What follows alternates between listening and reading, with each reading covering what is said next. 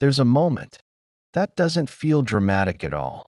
No goodbye speech, no final argument, no closure conversation, just a quiet shift. Inside your body, you stop reaching for reassurance. That never really lands. You stop explaining your feelings to someone who keeps misunderstanding them. You stop waiting for emotional permission to move forward, and something unexpected happens. Your nervous system settles, not because the relationship healed, but because you did. You begin waking up without that familiar tightness in your chest. You don't check your phone the same way. You don't rehearse conversations. That might never happen. You start choosing yourself without announcing it. And that's the moment everything changes. Not for you, for them. Because for a long time, your need anchored the dynamic. Your patience stabilized it. Your availability softened it. Your willingness to stay made distance feel safe. They didn't lean into connection. They leaned into your consistency, into your emotional flexibility, into your ability to hold space. While they stepped back, and as long as you needed them, the system worked. Your need gave them position. It made them feel important, central, in control, not in a cruel way, in a nervous system way. Because when someone else is more emotionally invested, the one with distance feels safer. They don't have to risk as much.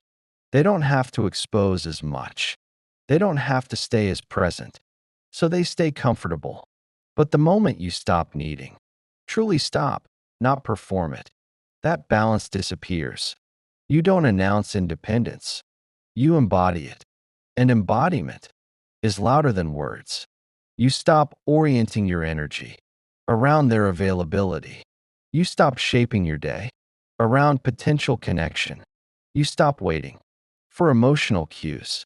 And suddenly, they feel it, not as loss at first, as instability, because the dynamic that regulated them no longer exists. You were never just a partner. You were the emotional constant, the steady ground they circled without landing on. And when the ground moves, even gently, the system reacts.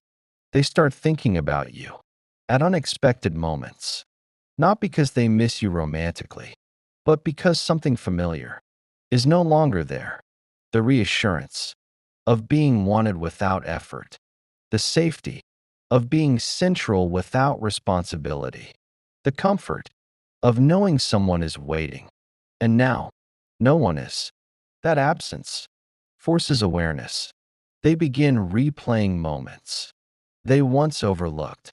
Your steadiness, your patience, your presence during their withdrawal. They realize something without having language for it. You were holding the relationship together by holding yourself back.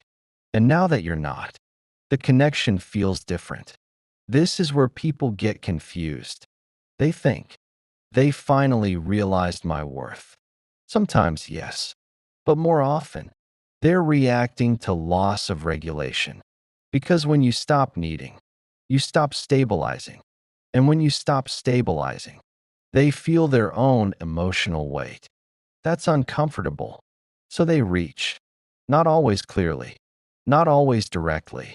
A message, a reaction, a casual check-in, not to reconnect deeply, but to see if the old dynamic is still available, if you'll still soften, still lean in, still resume the role. And this is where your growth matters, because you don't respond from hunger anymore. You don't collapse into familiarity. You don't mistake reach for readiness. You respond from grounding, from clarity, from a body that no longer tightens at the sound of their name. And that difference is confronting, because now they can't return to comfort. They have to face something else. That the version of you they felt safe with was the version that needed them, and the version of you now doesn't. That doesn't mean you became cold. You became whole. You didn't detach to punish. You detached to regulate. And regulation changes how others experience you. You're still warm, still kind, still open, but no longer orbiting. And that's what they always feared. Not your independence, but what your independence would reveal. That without your need, they have to show up or step away. And that choice has always terrified them. Independence doesn't announce itself. It shows up in how you move through the world without looking over your shoulder, in how your decisions no longer revolve around potential reactions, in how your emotional center stays with you instead of scanning for permission. And that's the part that changes the dynamic. Because independence doesn't remove love, it removes leverage. For someone who learned early, that closeness comes with cost. Leverage feels like safety, not consciously, nervously. When you needed them, they knew where they stood. They could step back, and the connection would stretch. They could go quiet, and you would fill the space. They could stay undefined, while you carried clarity. And that imbalance kept things stable. Your need anchored them. Your flexibility softened consequence. Your presence made distance survivable. But independence does something different. It doesn't demand. It doesn't chase. It doesn't explain. It simply exists. An existence without need feels unpredictable to a system that relies on control. Control isn't always manipulation. Often, it's regulation. It's how someone keeps their internal world from tipping into overwhelm, by keeping others slightly off balance, by staying just out of reach, by avoiding full emotional engagement while still being desired. That space keeps vulnerability at bay. So when you stop needing, you remove that buffer. They can no longer regulate. Through your longing, they can no longer feel safe in your availability. And what replaces safety is exposure. They feel seen, not by your words, by your absence of pursuit.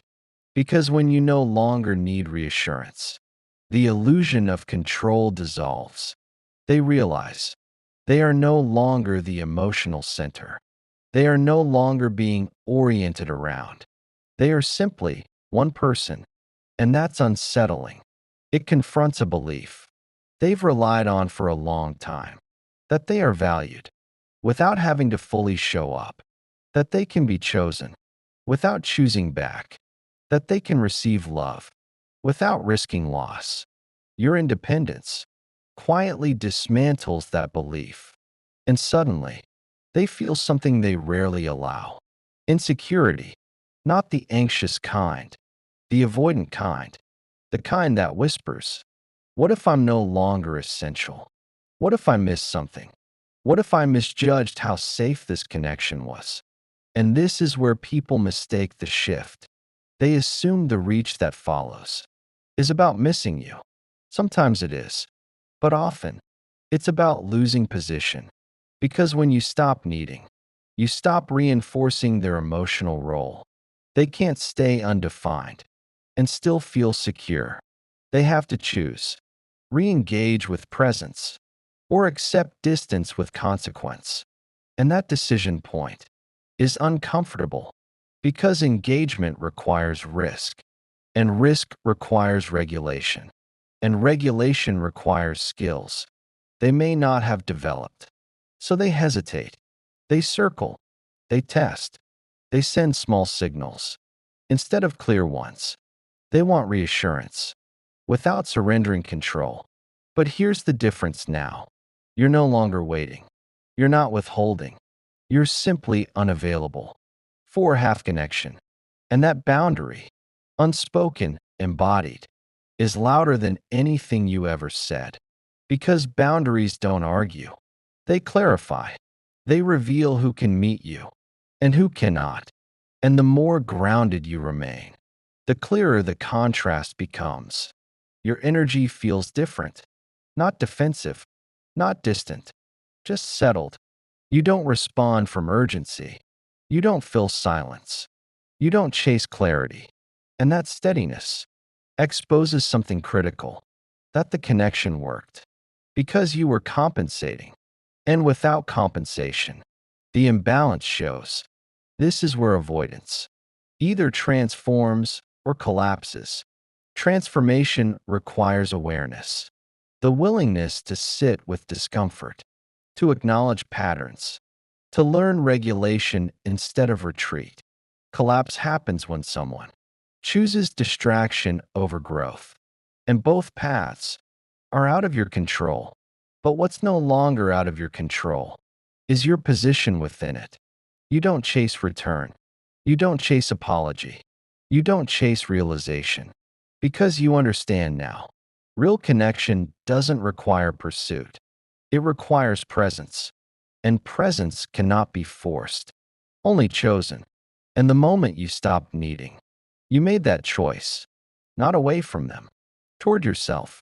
They don't usually come back. When you're in the middle of letting go, they don't return. While you're still emotionally adjusting, they come back. After the shift has settled, after your energy has changed, in a way that feels final, not dramatic, not announced, just different.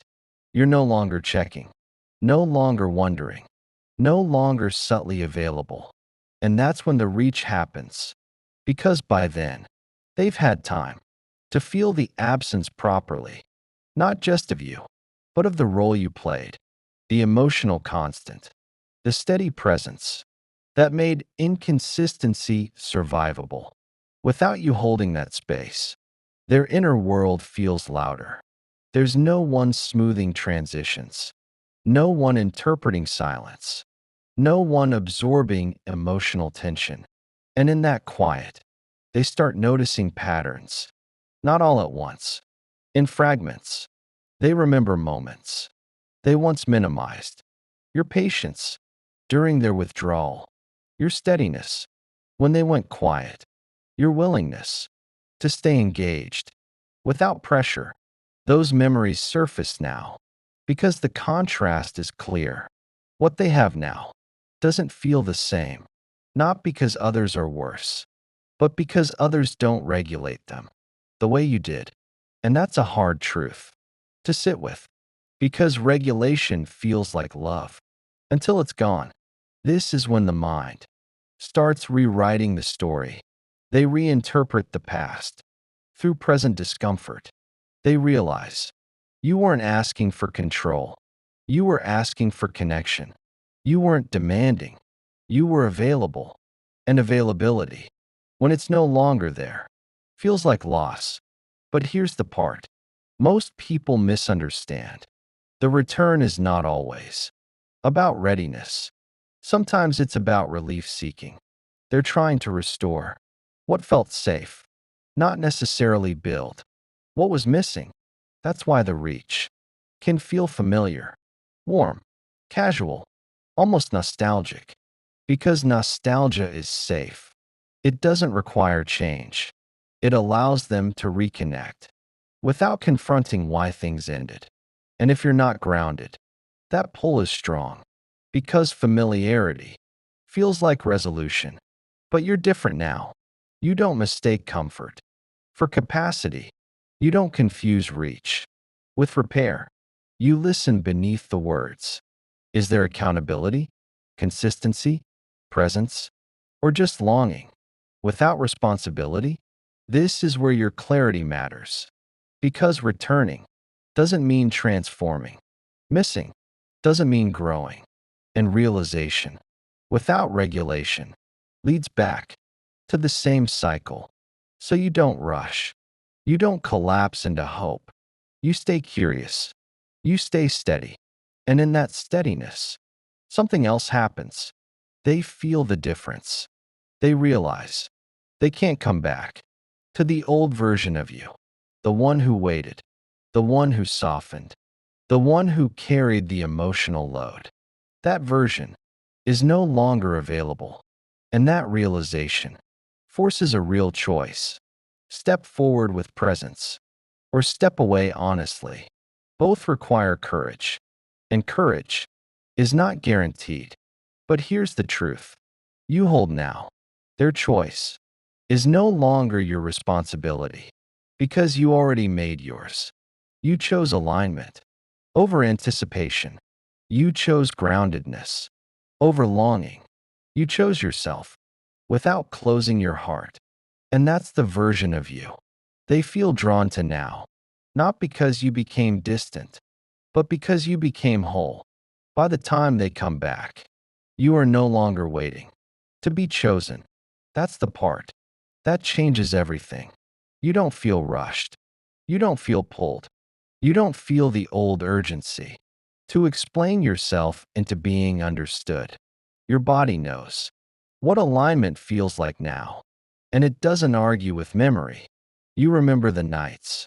You talked yourself into patience, the moments you softened truth to keep peace, the way you learned to want less so connection could survive. You don't resent it. You understand it. You were doing what love taught you to do at the time, but you're not there anymore. Something fundamental shifted when you stopped needing, not emotionally detached, regulated, and regulation changes how love is experienced. You're no longer attracted to potential. You're responsive to presence. You no longer listen for promises. You watch behavior. You no longer fill silence. You let it speak. And silence says a lot. If they come back now, they don't meet a version of you that bends to restore comfort. They meet someone who stands steady inside themselves, not guarded, just rooted. And that rootedness is what exposes truth, because anyone can return when things feel light. But staying requires capacity, and capacity is revealed in consistency, in how they respond when things are uncomfortable, in whether they can hold space without retreating, in whether they can stay present without control. You don't interrogate this. You don't test. You simply observe because you trust yourself now to read what's happening without rewriting it. That trust didn't come from thinking. It came from listening to your body, the body that used to tighten when messages slowed, the body that used to brace when distance appeared, the body that learned to stay calm even when love felt uncertain. That body is quieter now, and quiet is a form of clarity. If they reach out with nostalgia, but no accountability, you feel it. If they offer connection without consistency, you notice. If they speak insight, but avoid embodiment, you sense the gap. And instead of explaining, you pause. You don't punish. You don't perform detachment. You simply don't move forward until presence is real. That's not fear. That's self-respect. You're no longer afraid of losing someone who couldn't stay because you've already survived their absence and you discovered something important there. You are not emptied by distance. You are restored by alignment. So if they return, ready to meet you, really meet you, you don't need to rush it. You let the relationship prove itself slowly. You let trust rebuild through behavior, not words. And if they return without readiness, you don't need to reject them harshly. You simply don't abandon yourself to accommodate them. That's the difference now. You don't need closure to move forward. You don't need apology to validate your experience. You don't need realization to confirm your worth, because your worth is no longer negotiated. It's embodied, and embodiment is powerful. It's why they feel drawn back, not because you became unavailable, but because you became unavailable for what no longer fits.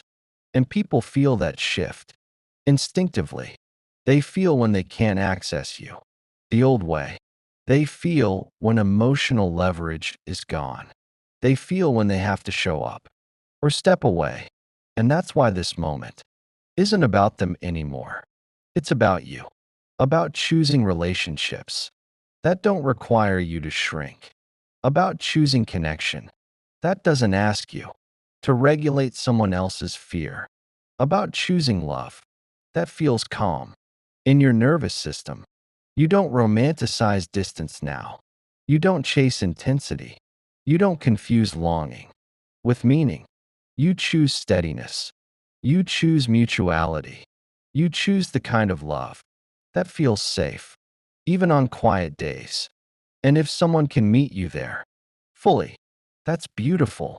And if they can't, that's information, not a verdict, not a failure, just clarity. You didn't lose them. When you stopped needing, you found yourself.